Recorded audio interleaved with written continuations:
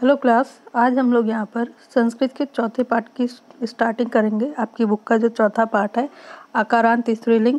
आकारांत स्त्रीलिंग का मतलब क्या होता है कि जब हम कोई शब्द बोल रहे हैं और उसका अंत आ की मात्रा से हो रहा है तो उसे हम कहते हैं आकारांत। और संस्कृत में आकारांत का मतलब होता है, यहाँ पर हम स्त्रीलिंग यानी कि किसी स्त्री या लड़की की बात करते हैं।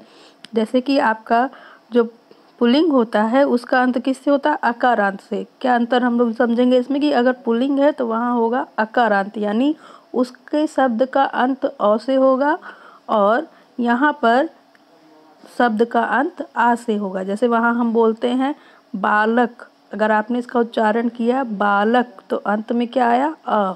और अगर हमने स्त्रीलिंग में इसी बात को कहा तो बालिका, अंत में क्या आ रहा है? आ। तो इसी का अंतर होता है अकारांत और आकारांत का। अगर अकारांत शब्द है यानी अ से अंत होने वाले शब्द हैं तो वहाँ पर आपका होगा पुल्लिंग, और अगर आ से अंत होने वाले शब्द हैं तो वो होगा आपका स्त्रीलिंग। अब इसमें क्या है कि हम प्रथम पुरुष एक वचन की बात कर रहे हैं। किसकी बात कर रहे हैं? प्रथम पुरुष एक वचन। जैसे कि आप जानते हैं कि संस्कृत में हमारे 3 वचन होते हैं, एक वचन, द्विवचन और बहुवचन। तो जिस प्रकार से हमारा पुल्लिंग के लिए एक वचन, द्विवचन और बहुवचन का प्रयोग होता है, उसी प्रकार स्त्रीलिंग के लिए भी एक वचन, द्विवचन और बहुवचन का प्रयोग होता है। तो आज केवल हम एक वचन पर ही चर्चा करेंगे, एक वचन पर ही बात करेंगे। देखिए, जैसे इसमें दिया सा का मतलब वह, और अगर ये पुल्लिंग में होता तो होता स। क्या होता? स। तो उसमें हम पुल्लिंग को कैसे पहचानते हैं? वहाँ किसी भी अक्षर के बाद या शब्द के बाद पुल्लिंग में अह की मात्रा लगती है, जिसे हम क्या कहते हैं? विसर्ग कहते हैं। क्या कहते हैं? विसर्ग कहते हैं। और यहाँ पर कोई भी मात्रा स्त्रीलिंग में हम प्रयोग मतलब विसर्ग का प्रयोग नहीं करते हैं। मात्रा का प्रयोग तो करते हैं मगर विसर्ग का प्रयोग एक वचन में नहीं होता है स्त्रीलिंग में, बल्कि पुल्लिंग में उसका प्रयोग होता है। आइए तो आगे बढ़ते हैं। जैसे इसमें दिया है सा बाला अस्ति, वह लड़की है। सा बाला राधा अस्ति, वह लड़की राधा है। किम राधा हस्ती, किम का मतलब क्या है यहाँ पे? क्या राधा हस्ती, हस्ती है। आम राधा हस्ती, हाँ राधा हस्ती है। राधा उच्चई न हसती, राधा ऊंची आवाज में या ऊंचे स्वर में नहीं हंसती है। अब देखिए, इसमें जो आपकी छोटी की मात्रा हर जगह लगी हुई है, हंसती, चलती, लिखती, पठती, तो इसमें क्या है? ये संस्कृत के लिए यूज होता है। लेकिन अगर हम वहाँ पे अगर हिंदी की बात करें तो हिंदी में हम क्या यूज करते हैं? बड़ी की। जाती है, लिखती है, पढ़ती है। ठीक है, तो यहाँ पे अगर आपका है तो लिखती, पठती, चलती, हर जगह किसका यूज हुआ है? छोटी की मात्रा का। एक बार इसे हम लोग फिर रिपीट कर लेते हैं। सा बाला अस्ति, वह लड़की है। सा बाला राधा अस्ति, वह लड़की राधा है। किम राधा हसती, क्या राधा हंसती है। आम राधा हंसती, आम का मतलब इसमें क्या है? हाँ, हाँ राधा हंसती है। राधा उच्चई ना हंसती, राधा ऊंचा नहीं हंसती है या ऊंचे स्वर में नहीं हंसती है।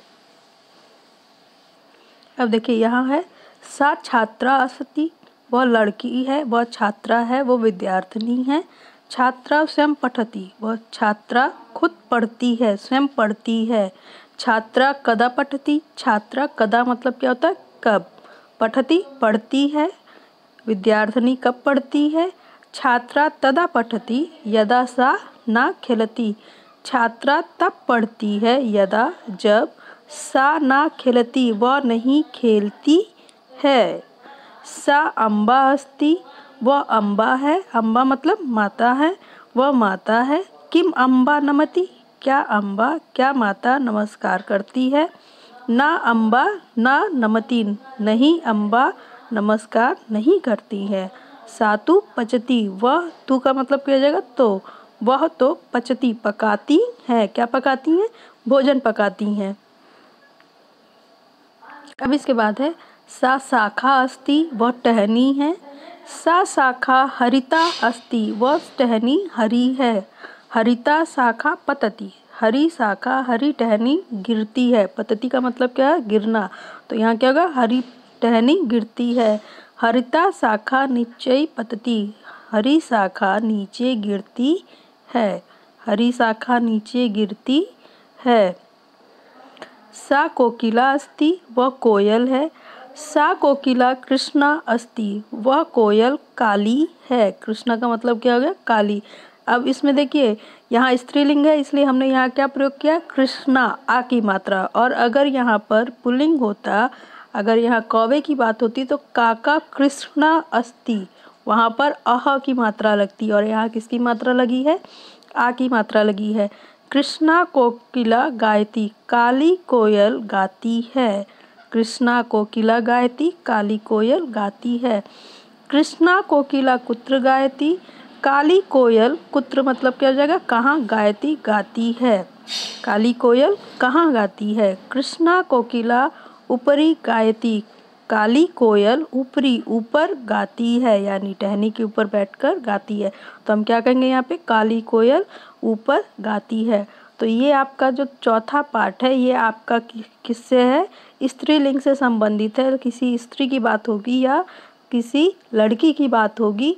तो पहले पार्ट में हमने पुल्लिंग की बात की थी, अब हम बात कर रहे हैं स्त्रीलिंग के एकवचन की बात। एकवचन का मतलब एक व्यक्ति की बात यहाँ हो रही